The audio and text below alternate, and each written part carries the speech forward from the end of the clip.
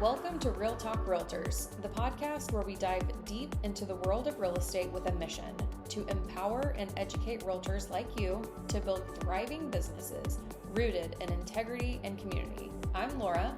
And I'm Amanda. We are two seasoned real estate agents in the Dallas-Fort Worth market. Together, we are dedicated to elevating the real estate industry, making a real positive impact on our communities. Get ready for candid discussions, expert interviews, and a healthy dose of inspiration. Well, hey, Amanda. Hey, Laura. How's it going? Good. How are you? Good. Did you have a good weekend? I did, yes. Good. It was really good. Good. Well, we will jump right into today's topic, which is all about what I wish I knew. Oh, this is going to be a good one. So this will mainly be for people who are thinking about getting their real estate license or maybe have just recently become licensed. There'll be some good tips and tricks in here too for the seasoned agent. But we're essentially looking at, if I could go back in time and tell my newly licensed self 10 things, what would those things be? So I'm going to dive in with number one. The first thing that I would tell myself is to truly allow yourself the time that it's going to take to establish your business, to really understand how long it's going to actually take. It's not you get your license and you're going to start having clients.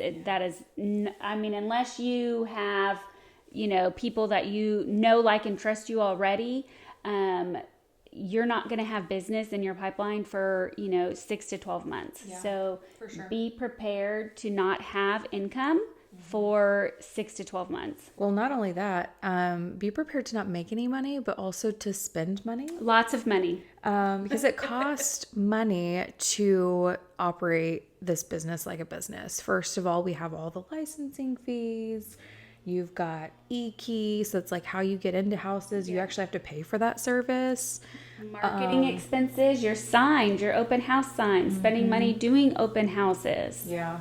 So there's a lot of tips and tricks and ways to get around spending too much money when you first start in the business. So you can borrow signs from people. You can borrow lock boxes. Like there's some things that you can work around, but some of it you really can't. You really need to have money saved up to pay all of your normal expenses, your rent or mortgage, your whatever, everything you need to live. Yes. And then also put some aside to run your business. What amount is that?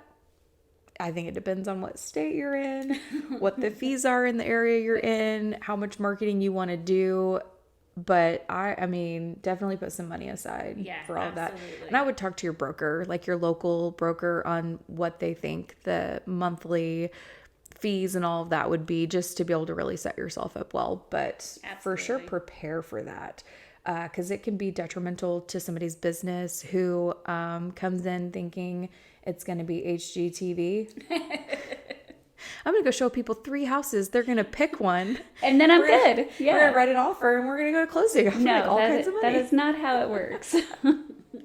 So definitely prepare for that. Have your finances set up. I would say 12 months. Yes. Of finances. That would definitely would have made me more comfortable. Yeah. Sure. You can probably get away with 6 months worth, but you're going to be a lot more relaxed and be able to really focus on your business if you're just set up well and you don't have to worry about that. So. Which leads us to point number 2. It is running this like a business. This is not a hobby. This is a business. So it is going to take time and money to grow your business. Yeah. So it's really important that you treat it like such. And coming along with being a business are all those things. You have your operating expenses, you have your marketing expenses. And so just really knowing how to save your money and delegate your money into those categories. Yeah, budget your money. Taxes. Yep. Taxes. So that's a big thing that I did not really think about whenever I stepped into this business was tax season. So it's like great all year. I'm just like living my best life. And I was blessed enough in the first year to have some closings and make some money, but I did not think through tax season. Yep. I thought I would have enough expenses. Whenever that whenever that tax season came, it was not great. It did not feel good. No, So definitely not. I would say also hire a CPA as quickly as you can. Just sit and talk with them through like what kinds of things can you write off? What should you be spending your money on? What receipts should you be saving? Spoiler alert, it's all of them. But save your receipts. What kind of things do you need to do to set yourself up for tax season and make sure that you're just prepared? Because nobody wants to have a really great year in real estate and then blow it up at the end of the year with the tax bill. No, it is not fun at all. Yeah. Anything else under that? Let's see. Oh, speaking of setting it up as a business, is have business hours. Establish a routine where you know you are going to work on your business. And so this it's really hard. I feel like for agents, it was really hard for me to come in with a routine and work on my business because I worked out of my house. And so, of course, you get distracted by all the things in your house. And so I did not have dishes, Netflix a lot. Yes, I did not have the routine in place to set me up for success. Yeah. And so it kind of hurt me down the road because I was not prepared and you just kind of lose track of time. Yeah, for sure. What's really helped me, and again, starting off, you may not have this luxury, I guess, depending on your broker and what they offer. We don't have a brick and mortar building. Everybody works from home.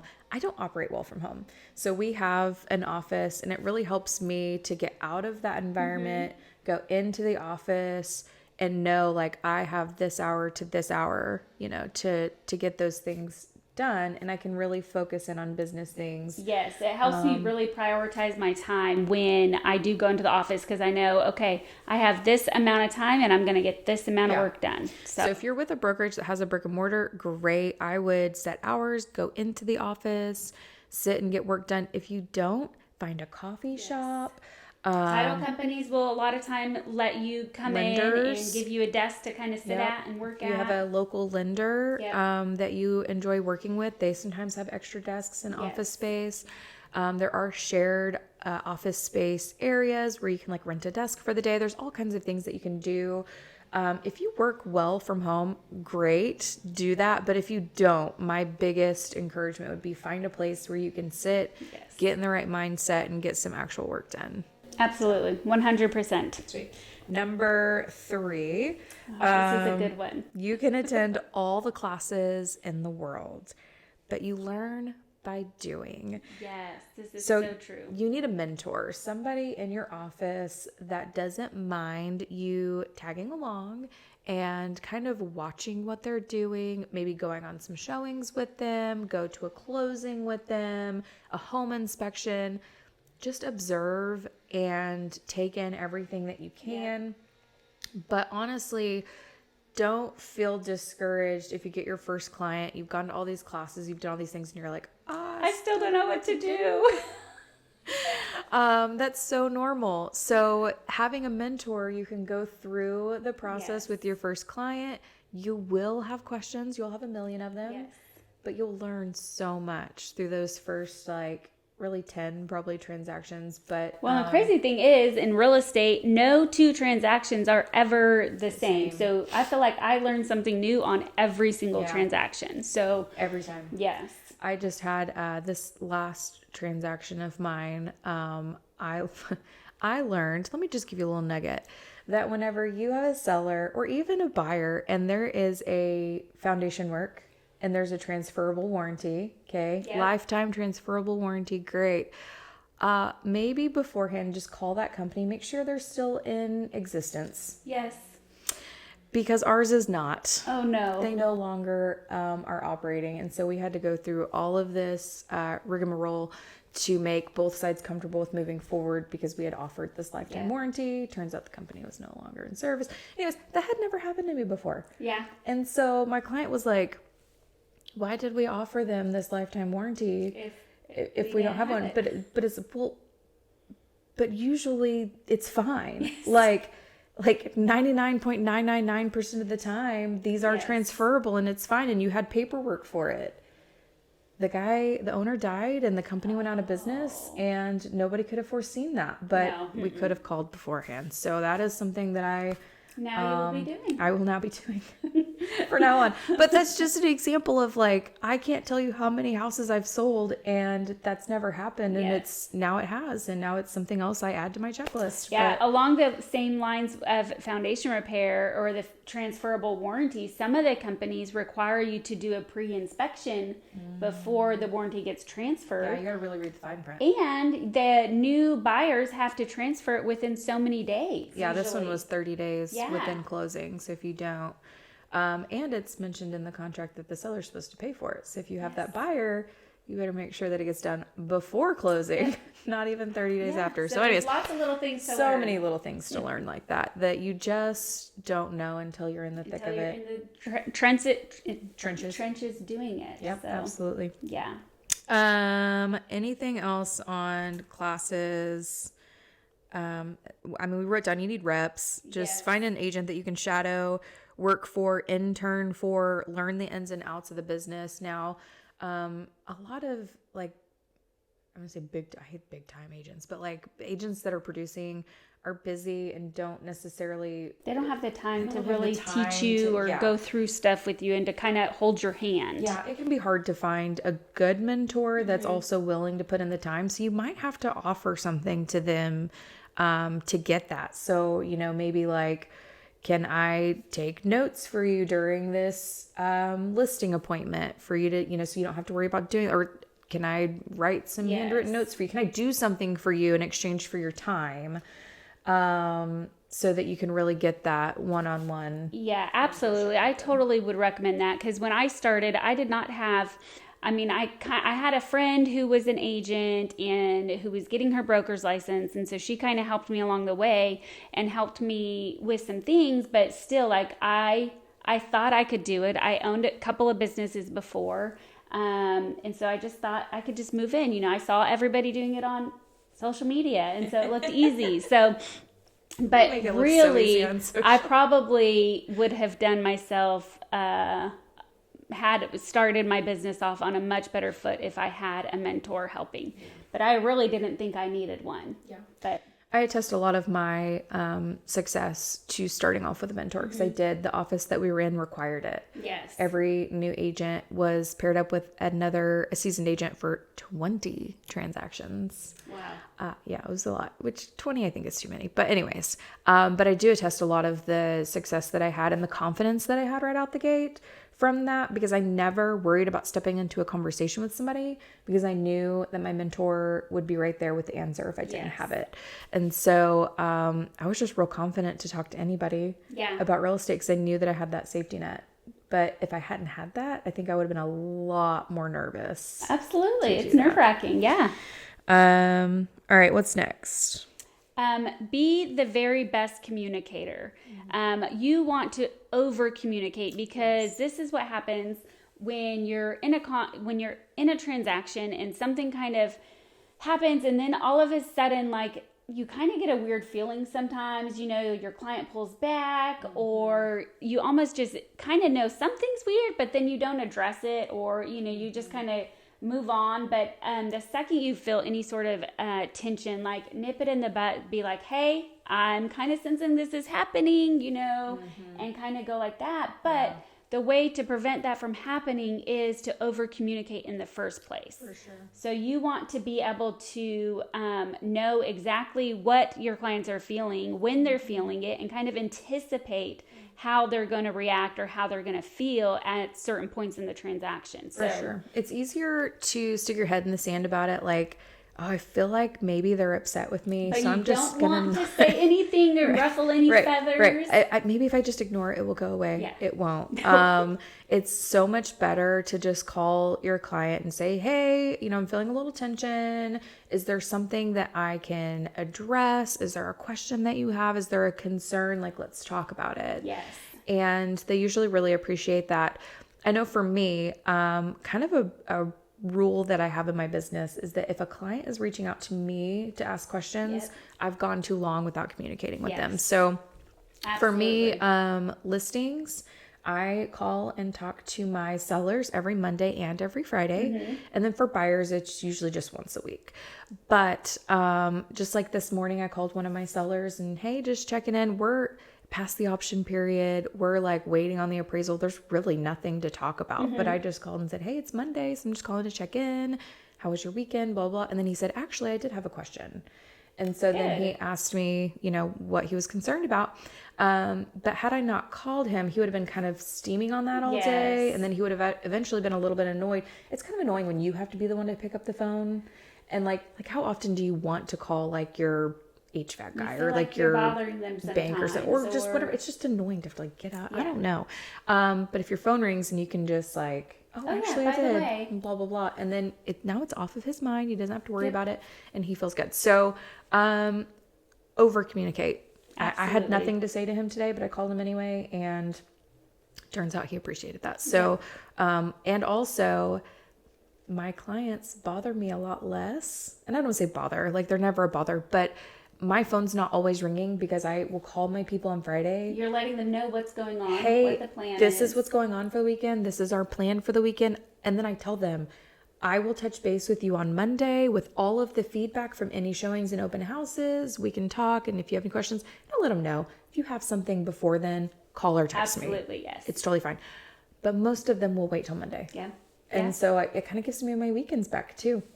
So over communicate, don't under communicate.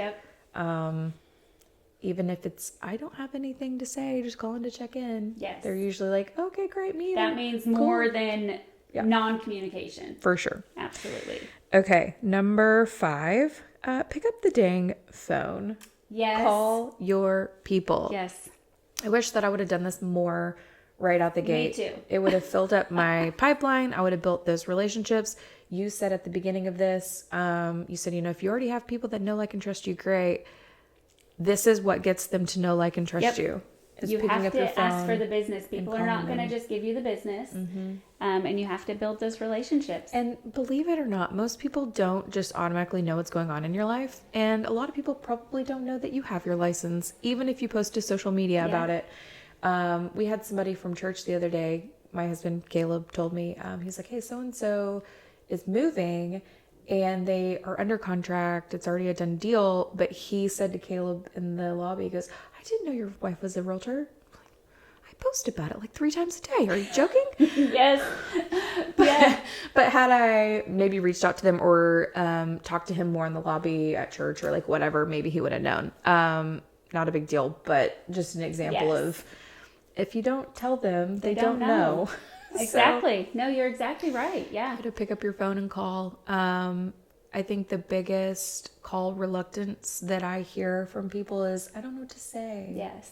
So what do you say, Amanda? When you call somebody? Well, if you do it right from the get-go, when you first get your license, you can, hey, I'm a new agent. I just want to let you know I got my real estate agent license. I am with a great brokerage. I have a great team behind me.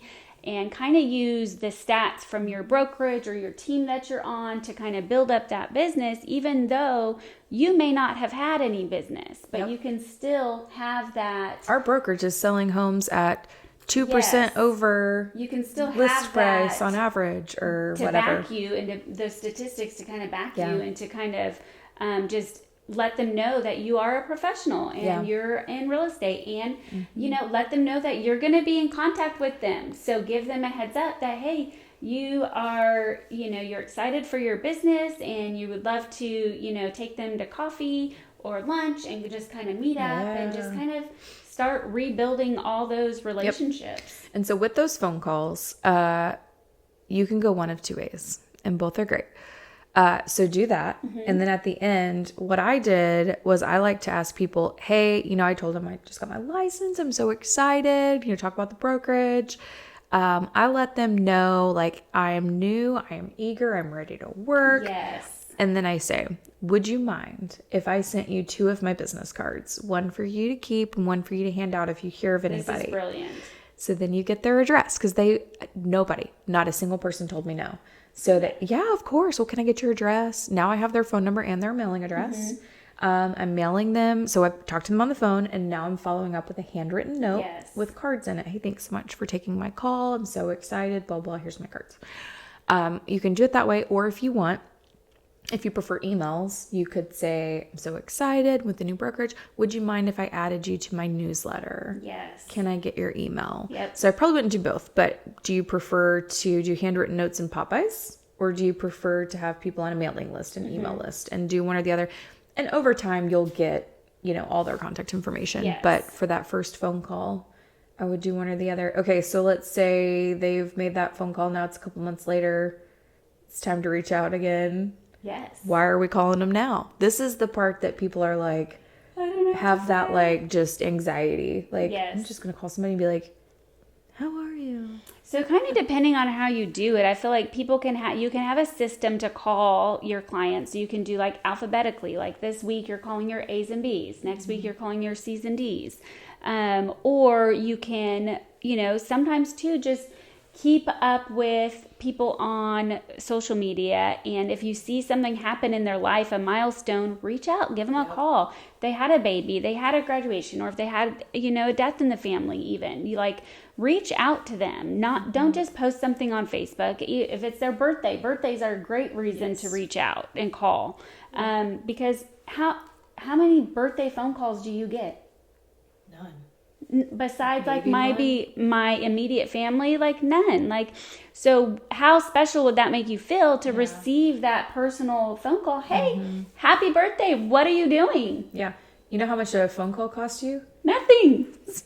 Oh my gosh, you have to buy them a Yes. gift and it would mean more to them than... Absolutely. Yeah, Yes. birthdays are great. I can think of you just posted about your senior in high school who had her last cheer competition, Yes. and that was like a emotional kind of roller coaster for you. If you were one of my clients, I might call you and just congratulations on that weekend. How exciting. How are you feeling about that? You're just getting information from them and seeing how they're doing. Just a reason to call. Hey, well, I just saw that you posted that about Haley, and it just made me think of you. that was just so exciting. I just want to call and check in and see how you guys are doing. Are you amping up for graduation? What plans do you have? Just small talk with them. Yes. And then you just end the call with, okay, well, so great to chat. I just want to let you know I was thinking about you. Hey, if you ever need anything, you've got my number. Give me a call or a text. Yeah. Sounds Simple great. as that. Okay. And you hang up, and they will think about it all day. But that was just so sweet. Yes. And they would not even think that it was a sales call. Yeah. But you're building that relationship and you're making it not salesy. Don't be a secret agent. No. Shout it from the rooftops. Let everybody know. Find a way to work it into every conversation that you have. Yes. Okay. Well, I said that we had 10 items. I know. I was kind of thinking, okay, where had are 5. the rest of our... We had 5. So 5 great tips, unless you have any other off the top of your... Oh, I have one. What? Okay. Number 6. We might get to 10. Be thinking. Okay. Number 6. Right out the gate, build relationships with vendors in the area. Yes. So call a title company, talk to a closer, talk to their assistant, see if you can put some lunches on the calendar to build a relationship with them, your title company and your lender, others as well. But those two will answer more of the questions that you have than maybe even your mentor. I still call my preferred lender all the time with questions. I still call the title company all the time with questions, and they just have a different perspective than we do.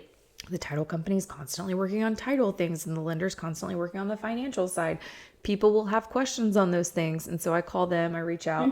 But it's good to have a contact where you don't feel weird to call and just ask a question. Yeah. Because you're asking for information from them. Yeah. And so you don't want to be like, hey, this is so-and-so. I'm a realtor. I know you don't know me, but I want to take just a couple minutes. If you have a relationship built with somebody, I even have my title person's cell phone. And so sometimes I just text her hey, I have a quick question. I've also built a relationship with the attorney. The title attorney, yes. In the office. And all the time, my clients will have a question, a legal question, and I have to tell them, I am not an attorney. I will not be practicing law. but let me reach out to one. Yes. And so Well, and that's not only that, like we've had this, I had just had a transaction and it was a pretty complex situation with getting a roof replaced. And so we reached out to the title attorney and were able to help provide us verbiage that both parties agreed on that protected both parties. And, so now we don't have to worry about that because the attorney did that writing for us. You never want somebody to come back later and say that you were trying to practice law. Right. It is like the number one thing you do not want to do. Absolutely. Guys, I don't know if you know this, but spoiler alert, we're not attorneys. We went to real estate school for like 8 weeks. We did not go to law school. No, so always refer out. Yes. Always, any legal jargon, anything you're like writing something out and everybody's signing, like let's just get the okay from an attorney on that. So anyways, all of that to say, number 6 is build relationships with vendors. Networking is actually really beneficial. Mm-hmm. It took me a couple years to see the real benefit to networking, but it's actually a really, absolutely, because once you're building business with others in the community, they're business people too, so they want those referrals, and so it is really important that you build those businesses. For sure. Okay, I have one. Else? Absolutely. Number 7. Okay, number 7 is self-care. This is huge because in this business, I feel like it is so stressful and taxing, and you don't really realize that. But if you are not taking that time to mentally prepare yourself to take care of your body, fueling it right, kind of exercising, quiet time, whatever that looks like, you've got to have that de-stress time.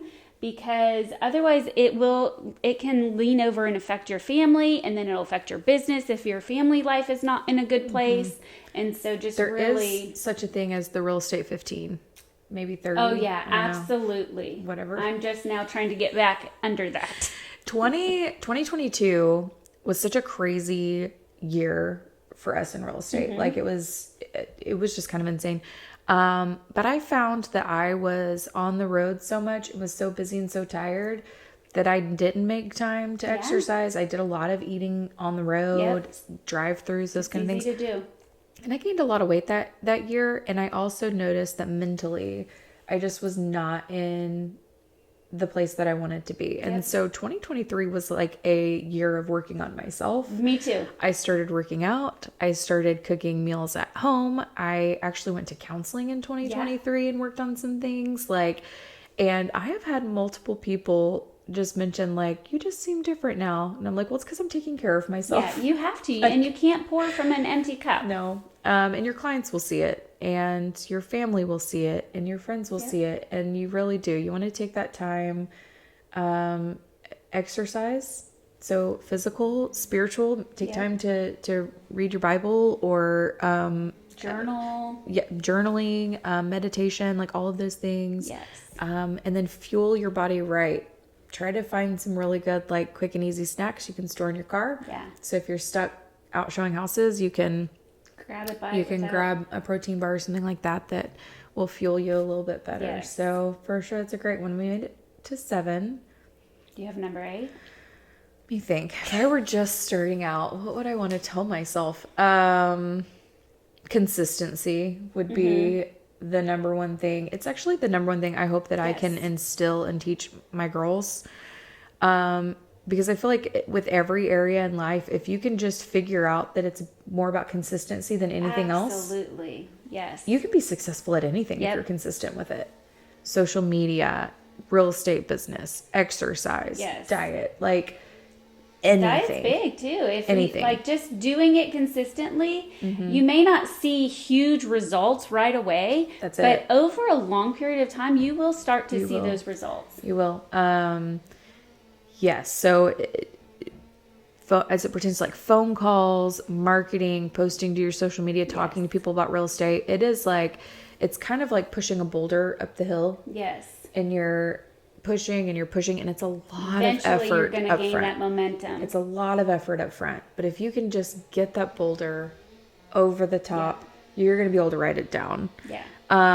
And so it's just about putting in the time and the effort consistently over time, and you will start seeing results. You will. It is inevitable. Yes. It is inevitable. You will see results. 100%. It's just a matter of putting in the right amount of time. Yes. So that's mine. Okay. Do you have number 9? I do, actually. We're going to do it. Okay. So I remember on my very first listing transaction, the buyer's agent was she was not a very nice person.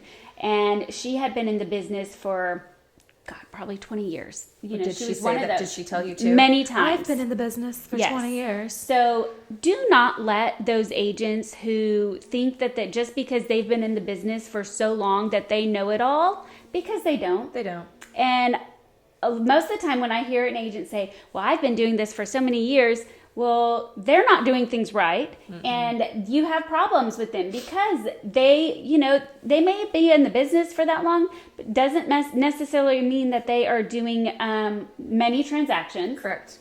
Yep.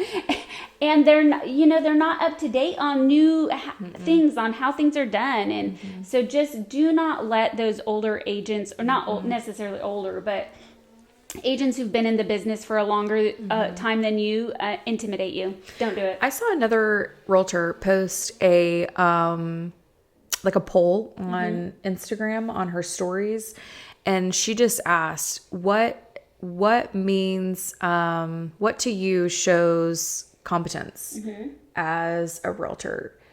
Is it number of years in the business or number of transactions or something? It was something like that. I don't remember how she phrased it. But I mean, every single person was like, I would take an agent with 2 or 3 years experience with more transactions over somebody that's been in the business for 20 years that, sells a couple a year. Right. Like, yeah. it's They're all not about in the trenches. Yeah. Like, and even if you don't have a ton of transactions, it's about being in the thick of it every day. Yes. Are you touring homes? Are you going to classes? Are you listening to a mentor? Are you in the office? Are you posting social? Like, are you doing things that's giving you that education and that experience? And a lot of times, if you have an agent who's been in the business for, 15, 20 years, they think they know it all. So they're not out there learning new things. They're not out there growing their, their brains and stuff like that. So This is a good one. Yeah. I had number 10 while you were talking. I was like, ooh, I've got it. And now I can't remember what it was. That's so sad. We were going to make it. Do you have another one? Let's see. What was I thinking? Number 10. Well, that's annoying. Well, a great one would be to do a client event, kind Client of events are great. you could do I'm a new realtor event, Ooh, I like that. and kind of like a Meet and greet. yes. And, you can have your vendors come in and help and introduce them to, and Yeah, and you can do a meet and greet with your people of like, hey, this is an introduction to my real estate business. Come hang out, get some pizza or whatever you want to do.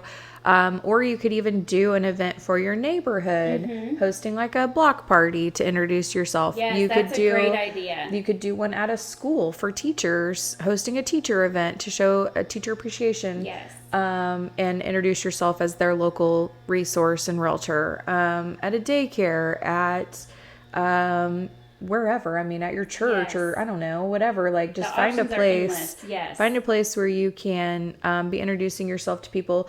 That's really a huge part of this business is, relationships. Yeah. How many relationships do you have? How many people know you and you know them?